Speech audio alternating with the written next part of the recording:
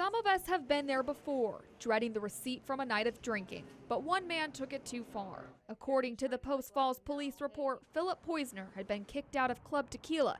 His tab still open. According to the officers, he had been intoxicated. So they gave him a ride home, and shortly after he got a ride home, we started receiving these 911 calls from him. 12 calls in all. The first was an unusual request. He wanted officers back at his house so they could discuss his bar tab. He was demanding that the place he was kicked out of didn't overcharge him for him being down there. 7 minutes later, he called again, this time asking when the officer would be there.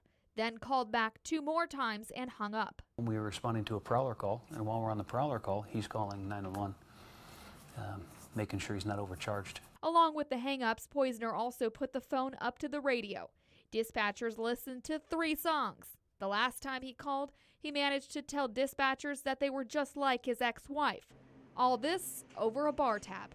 We tracked down the receipts from last night's shenanigans, and the good news is there's only about a $30 tab. The bad news, that citation for misusing 911 is probably going to cost a little bit more.